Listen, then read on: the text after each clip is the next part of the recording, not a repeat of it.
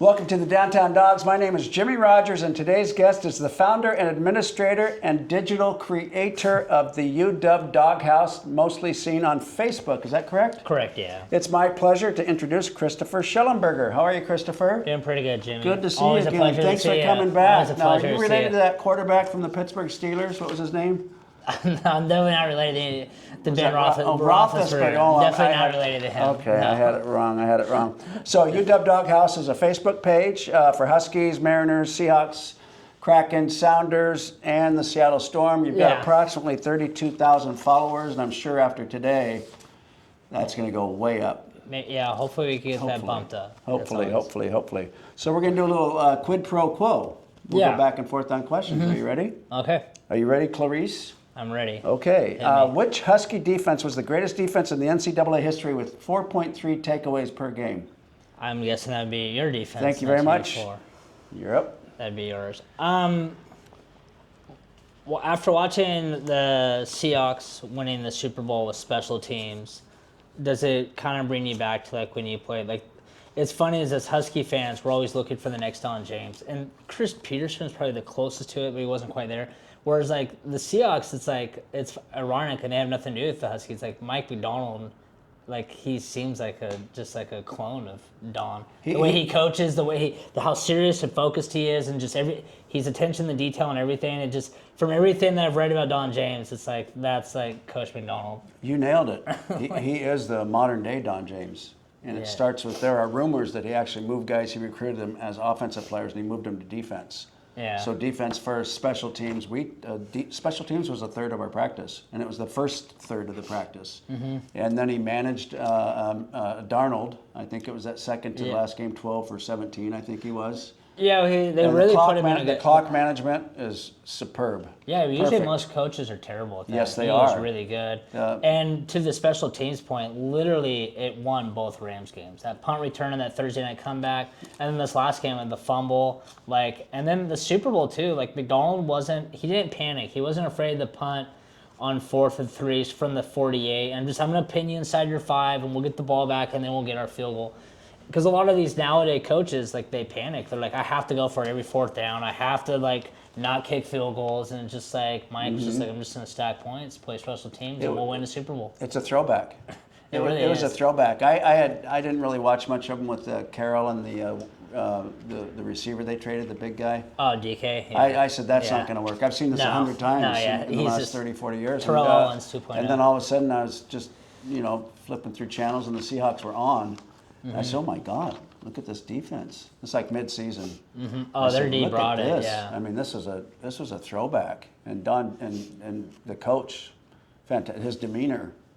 And I saw something that I don't know if this will convey very well, but there was a little bit of a tussle underneath. The two guys went out of bounds. And they went to the Seahawks bench. They were on the ground.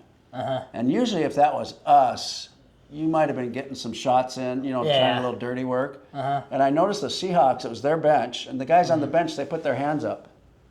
And it's the same thing you do if there's a potential clipping on a punt return. You put your hands up, and they never call anything. Yeah. And these guys on the bench, they all put their hands up like, we're not fighting. Don't give us any BS 15-yard penalties. So, and then the one taunting penalty that hurt us tremendously. And I think that's why he's not going to be back. One, he's a free agent, and I even made a post about that. It's like he reminds me of like a Pete Carroll player, and I got a lot of pushback from that. Mm-hmm. But it's like in the Pete Carroll era, we're very loud, cocky. Whereas in the McDonald era, they're not like that at all. And that's why I said Woolen's he's like in that old era. He's not like in this era. And he's a free agent, so gone. He can get paid elsewhere. Yeah, absolutely, absolutely. All right, what do you got for me? Okay, which Pac-10 coach said this? We held the #1 team in the country to 3 first downs and we still lost. We held the #1 ranked team to 3 first downs and we still lost. Was that Rich Brooks against you guys? Nice. Yes, it was. Yeah. Oregon coach. How do you know it was my team? I just because you guys are very good and they had some offensive issues at points in that season. Right. And I remember famously hearing about how we only had 3 first downs and beat Oregon. I think our defense scored a touchdown. I think we had a punt return for a touchdown, and then probably that one drive where we had 3 first downs, we got a field goal and we won like 17-10 or something, like maybe 17-3. You know, Christopher, if you don't mind me going again, Yeah, go ahead. I've never met anybody as knowledgeable as you are about Husky football, and you didn't play. No, not for UW, play, no. and I you played didn't- in high school, you but didn't- not for... And you didn't go to the University of Washington, but No. you're just a local grown Husky fan Yeah. from day one? I mean, Yeah, I get that from my dad and my grandpa, and maybe my grandpa's dad. I don't know about that, but from my grandpa and my dad, like just historian and just. Well, coming up in the '90s too, the Seahawks were not good in the '90s, so the football season was definitely all Huskies. Like the Seahawks, you know, that's when the Ken Barron era was going on in the '90s. They were irrelevant, sadly, but. So it was all about Huskies. The Mariners didn't really become relevant until 1995. And then you had the Sonics, but that's like different seasons than the Huskies, so they don't really intermix. But your passion is... My passion, well, because of my You're so age. passionate, you're not afraid to call out the athletic director, you're not afraid to call out the head coach. No, I'm not, too. And that's what's funny is, You too. call balls and strikes. Yeah, that's what's funny is when people try to say I'm a bandwagon fan. I'm like, no, I love this team so much, I want what's best for us. And if I see something I like, I praise it. And if I don't, because I want to be the page where if you see that I'm complimenting someone, you know it's authentic. You know, like, because there's like some pages and there's some like media people, like they praise it every time. So you just kind of like roll your eyes like, oh, does they believe it or do they not? And then the second that person's fired, they're like, oh, I always knew that person was terrible. It's like, well, no, that's not what you've been saying. You know, like the Seahawks with Geno Smith. A lot of our local media was gaslighting us into this guy being a starting quarterback, and I took a lot of hate from Seahawks fans when I said we will never win a playoff game with him as our quarterback. And I was vindicated this year. He goes to the Raiders. They have the worst record. We get rid of him. We win the Super Bowl. And that's how I feel. I call it like it is. And on the flip side is every situation is different, too. I hate it when people try to gotcha me.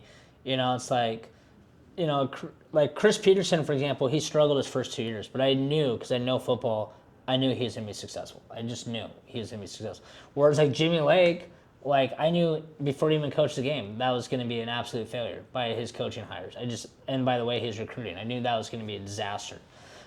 With Fish, I'm a little bit more open-minded, but there are some red flags. I'll say that. As far as the standard, like, I feel like I wrote the other day, I feel like Coach Fish, he's a high floor coach. So that means under Fish, that means I don't think we're ever going to be terrible under Fish. I think his worst season is going to be that first year. That's dysfunctional. I think Fish is going to be routinely between 7 and 9 wins every year, which, you know, if that's good for you, that's whatever. But I think he's a low ceiling coach because there's some details that we just lack with him. And that's mainly back to the special teams point. Our special teams is a disaster under him. I remember we've talked about that before, just basic fundamentals on just the punting team. You can elaborate on that from the one game you told me about. And it's like the special teams, and that literally cost us that Wisconsin game, you know, not playing field position. Your special teams was terrible. And just little basic things. And I feel like every game you're getting a sideline penalty on the head coach every single game. Like that's you're just not, the details aren't there. But I mean, I'll let you get into like what you observed on our special teams. Well, you're referring to a punt team and you're a pooch punt or a coffin punt where you're going to kick it in the corner, and your gunners are usually the guys that run 4-3, 4-4. Yeah, they're supposed to be there. They're going to fly down there to the goal line and turn around and hopefully catch it on the 1 yard line, but down it for sure. Yeah. And the punt return player, his responsibility is to fool you. Yeah, he's trying to do like this. I'm going to fake like it's coming to me versus going 10 yards deeper. Yeah, he's like on the 10, like catch. I got it here, and then it just goes over his head. Yeah. And we don't care what he does. No, go past him. Yeah, you're focused on the ball, not him. Exactly, and that's Don James 101. Yeah, and you see that with like the Seahawks too with Dixon. Like, how many times did he like? God, that guy was putting on a clinic. I'm not very big like punter guy, but man, Dixon, like I actually got to a point where I was getting excited when we were punting. Like he was like, it was literally like art. Right. Like the way he was just like, I'm gonna put it like right there on the 3, boom. It's gonna be right there on the 3, out of bounds, no return. And the rotation that he puts on the ball. The rotation on it makes it difficult to catch. The last 3 punt returns for the Patriots, like the ball would bounce at the 15 and they couldn't even field it. They were just so afraid to touch it. Yeah. And then they would just like rolly spin and they down on the 2 and like, yeah, and I think back to with Coach Fish, and I don't want to make it seem like I'm anti-Fish. He's the one coach where I am open-minded. I haven't made up my mind on him yet. But What about the athletic director? I don't like him at all. I think he's lazy and he's worthless. Okay. I'll just say it like it is, Pat Choon. I think he is invisible. You don't see him out there. I think our branding is absolutely terrible. Like, absolutely terrible. For being in a major market, like, our footprint is horrible. And I know, like, some of our fans don't like, well, we don't want to be like Oregon. But we don't need to be like Oregon, but we also don't want to be ignored. Like, there is so many recruits and talent. And if you travel throughout the country and even, like, throughout the world, as in Mexico, like, we don't have a footprint. Like, when they think West Coast football, sadly, it's Oregon and USC. And that's just wrong. I agree with the last part of your statement. I happen to think Patrick Chung could be an excellent athletic director, and I did watch him at Washington State. He was good at Washington State. That's why I'm a little and I had disappointed a here. godson who was playing baseball up there, and the coaching was horrible. And then Patrick Chung came in and turned it around within like 1 or 2 weeks. So I'm looking for something here to. But I do agree with you in this major market with NIL. With the most beautiful stadium in college football, and in my opinion, the most beautiful city in the country. Why aren't we always in the top 5? Why aren't we talked about as if we were in the because top we 5? have we have more billionaires in this city than any other city in the United States, if not the world, and we have a beautiful campus, a beautiful stadium, a diehard fan base. We have tradition. We also have high academics. You come to Washington, you're going to come out of here with a degree. You're making 6 figures. You know, it's like that's how that goes. And you know, and I agree with you with Choon. You know, what's funny is you could go back to my memories. I have posts where when Troy Dannon left, Choon was the first guy. I was the one advocating for him. Were you? Yeah, everyone was like getting on me like we don't want a kook, blah blah blah. I'm like no. He was good at Wazoo. Like that's the guy we want. And I guess he is doing a good job behind the scenes, but I just want to see him more out there and getting our branding out there and working these people. Like, it disappoints me to see like Jed Fish has to go grease the palms of Steve Ballmer and try to get these big donors here. That's Pat Chun's job. Like, Fish needs to concentrate on coaching and doing that stuff. He can't do it all. Is it Patrick's 3rd year coming up? This will be his 3rd season. Third season come up. There's another kid down there, Justin Glenn, who I think keep an eye out for that guy. He's going places. Yeah, hopefully we'll keep him here, but I have a feeling. Yeah, what's his exact role on the staff? I'm not sure, but I think he's like a recruiting coordinator. I saw him the other day, and I just had a vision of him being an athletic. Oh yeah, director. he'll definitely. Oh, I think he's gonna be somewhere in coaching. Yeah, you might be right about AD. Yeah, he's definitely behind the scenes. I think a recruiting coordinator. Which Pac-10 coach said this? Show me a team with a 3.0 GPA, and I'll show you a 3-8 team. Yeah, that's a good one. Don James. That's Don James, okay. Kristofer, who is the greatest Husky quarterback of all times? In my personal opinion, Of course. I'm going to say Michael Penix Jr. And that's not a recency bias. I feel like a lot of our great quarterbacks,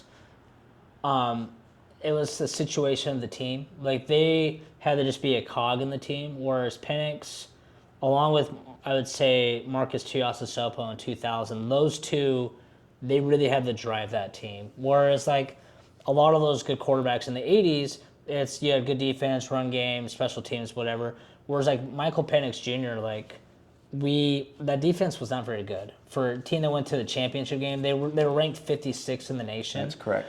They were actually trying to buck the trend. Like, no team has ever won a national championship with the defense ranked outside the top 20. They were trying to be that one exception. Ultimately, they fell short to Michigan because when you play that sloppy defense, you're going to get there. But, yeah, Penix, he had a lot right on him. I mean, he had to have a lot of close wins, and he has the stats, he has the wins, he has the accolades. So, for me personally, I always go Penix 1, I go Tui number 2.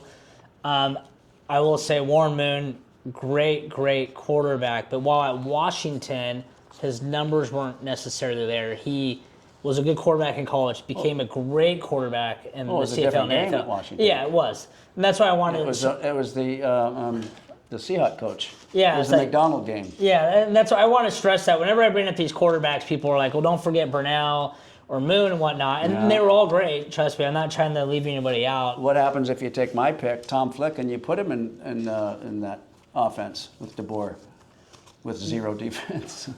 I just feel like with like Penix, he just had his margin for error was 0 every game. Like he had to win. Like I remember like that game against USC when they beat Caleb Williams. We won 52-42. Like he had to bring it. Like his margin for error was 0.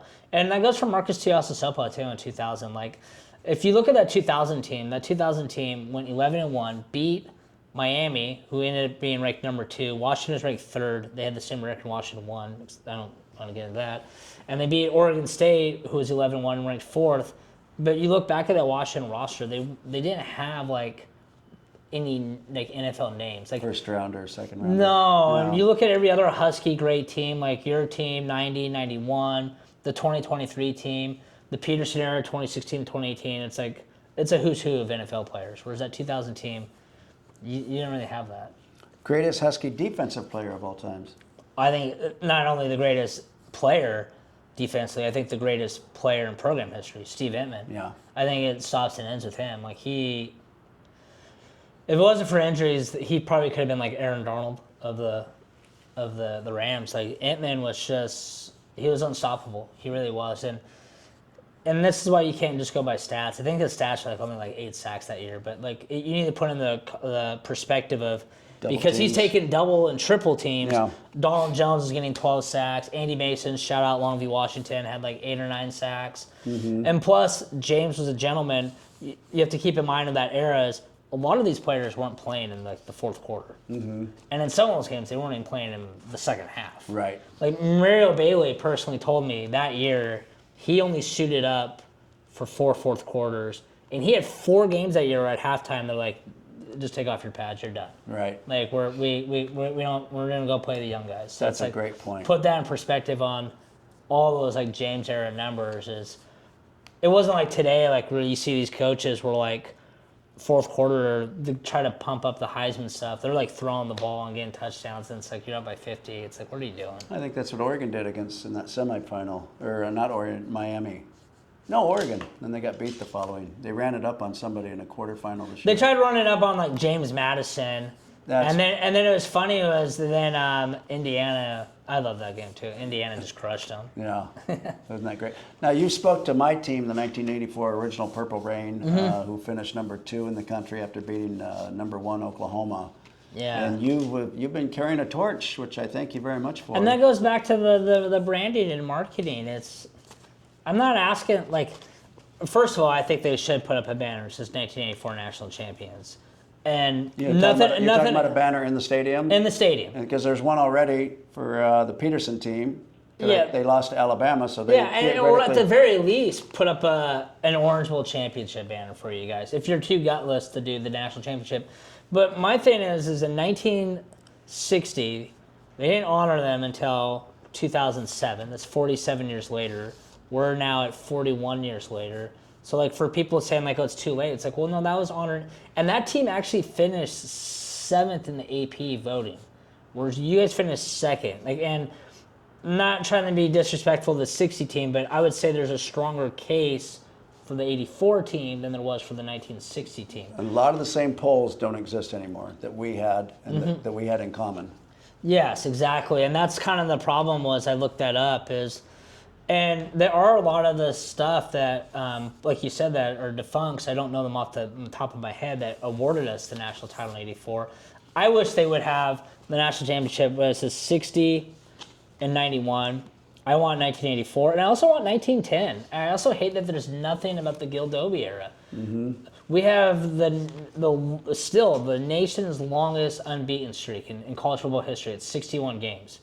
Actually, it's 64 games. Dobie was 58-0-3, and then the next coach continued for 3 games. So if you were to talk to Patrick Chung tomorrow, what would be your number 1 and your number 2 bullet points? I would say, please market our great history around the stadium. For the conference championships, there's nothing from the Gil Dobie era. List all those years. National championship, put 1910, put 1984. trepid about declaring the national title in '84. Then make a separate banner and list all of our major bowl wins. Where you have every Rose Bowl win, the Orange Bowl win, the recent Sugar Bowl win, and I would kind of like to see us do similar to what the Seahawks have around the stadium, the Ring of Honor with certain names, and have like, you know, you have Jim Owens, you have Don James, Warren Moon, Steve Vittman, Napoleon Kaufman. I mean, granted, there's a lot of great history, so you have to probably be a little selective because you couldn't get everybody. Hugh McElhaney.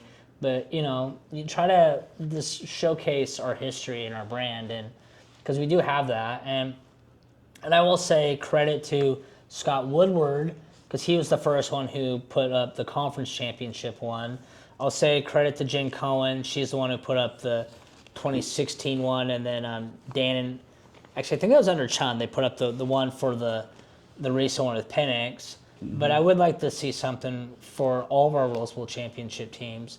Have something up there, and then yeah, just display that, and maybe just have like a side placard thing of just list every name of who's been an All-American, you know, and just kind of show that, because like if you play at the University of Washington and you're an All-American, your name should be up there, because up until 5-6 years ago, pre-NIL, a lot of our All-Americans, they left that program. I mean, you're attest to that, like your bodies are so banged up and battered, you didn't really have an opportunity to earn in the NFL because you're already broken. Like I look at like a guy like Dave Hoffman. That guy is probably one of the greatest players, let alone defensive players, in school history. Perfect I mean, example. he just left. He only lasted less than a year in the NFL because by the time he entered, He's on crutches Monday through Friday. Yeah, by the time he's in the NFL, he is already done, broken down. And that's a good reason why NIL works for these kids. They should get paid. Yeah, I agree with that. I like NIL. I'm mostly supportive of NIL. What I'm not supportive of, I do think you should be allowed to have one free transfer. Then after that, you got to sit out. These kids who are like playing 4 schools, 4 years, that's got to end. This constant free, I think also if you commit to the school, you're on a 2-year contract. It's basically it will treat it like a community college. Like, you got to commit to us for 2 years. Because I do feel bad for coaches like Jed Fish and any college coach, where it's like every single year your roster can get blown up. Like we saw like that Oregon game this last year. Adam Muhammad, as a sophomore, looked really good. And I was like, okay, like that's successful for Jonah Coleman. We're going to be good. No, never mind. He's in Cal. And it's like, he's gone. And then we'll get into the real big elephant in the room, Devon Williams. We signed him to make him the highest paid player in college football, $4.6 million. 2 days later, my phone's blowing up, and it's like, here Devon's transferring, blah, blah, blah. I'm like, no, he just signed a contract 2 days ago. What are you talking about? And then I look online, and it's like, what? And it's like, and this whole, he had a change of heart. It's like, no, and that's where I'll give Patrick Chun credit and Fish, is they didn't back down. They brought their legal team, and they're like, no, we're not doing this. And obviously, it was a game of chicken in LSU, allegedly. They blinked. They blinked. So regarding that, the fans will forgive because we're a forgiving bunch, and winning makes everything better. So let's say he comes in and we have a winning season next year, but will his teammates forgive him? I think the teammates will forgive him more so than the fans. Really?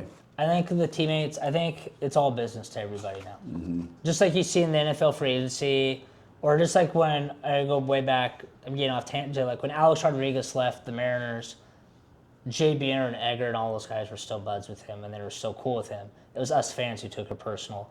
You see it in college. Now, from your era, you're right. But these players, none of them are loyal to UW. They're loyal to UW because we offer the most opportunities to get to the NFL. There isn't guys like the Hatchet brothers who were born and raised and want to play for UW. Like, those guys are very few and far between on our roster. And that's so I don't think Damon has to win over his teammates. I really don't. I think far as the fans, I think people will cheer him if he does well, but I will warn the first time he has a bad game, I think the scrutiny will be a little bit worse. I used to be a defender, Damon, on my page. I probably won't go to bat for him anymore after that. it just, the whole situation was slimy. And I don't really fault him as a 19-year-old kid. I fault the adults in the room, his advisors, his family. And, and I also kind of get back to, on the Mon, is roster management. Like, supposedly we spent 2/3 of our NIL money on one quarterback, and you're looking at the Seahawks, who are the complete opposite. They traded Russell Wilson, and that's why we won the Super Bowl. You got Devin Witherspoon, Derek Hall, Charles Cross, and Boye Mafe, and that's why they got rid of Geno, because he wanted more money, and they brought in Sam. And don't be surprised if a couple years from now Sam wants a raise. They might choose to move on. They're not going to pay the quarterback. They're going to choose to pay the team. Right. Whereas the Huskies are doing the old outdated thing, which a lot of NFL teams make the mistake of. They put it all on the quarterback, and that's fine if he's Michael Penix Jr., but as much as I like Damon, he's not that guy. Do you have a nickname for yourself? Because you really deserve one. I mean, no, not really. No. Like The Voice or... No, I haven't thought of a good one yet. No. Okay, you let us know. I probably, anyone out there listening who's more creative than me, if you can. Do you have any options to give them? Just as long as it's creative and good. The Voice, the great. I mean, again, let's summarize this. You're very critical because you love the team. Yes, I am very passionate about all my teams, and I'm also not afraid to, because I've said one thing, I'm not afraid to change when options change. It's, some people call that flip-flopping, but it's like, I don't believe in that. I saw this one saying, I was watching a YouTube video, and someone said it best. It's, a person who never changes their mind on anything is a very ignorant person. Like, when you're changing your mind, it's not flip-flopping. It's, you've acquired new information, and you realize you're wrong, and you've moved on. That's a sign of being intelligent. A sign of intelligence is saying, yes, I was wrong on this, and I've changed my voice because of that. Whereas if you're just tunnel vision, you're just going to keep going down a path despite everything going against you, and despite all information saying otherwise, that's a sign of lack of intelligence, in my opinion. And I believe that, we've all met people like that who it doesn't matter what you present them, they will never change their minds. Whereas you meet people who, they're very fluid on their minds. For me, if you look at my posts, I try not to be emotional. I try to be data driven. I'm big on data. If I got I'm a big numbers guy, and if the numbers back up my argument, that's where I go with it. If it goes against it, I'm willing to change my argument. I'm all about the numbers. I think that's a good note to finish on. Yeah, that's how From the heart of Seattle, Washington, the greatest city in the country, yes, in my opinion. My name's Jimmy Rogers, Kristofer Shellenbarger. Together, we are the Downtown Dawgs. It was a pleasure.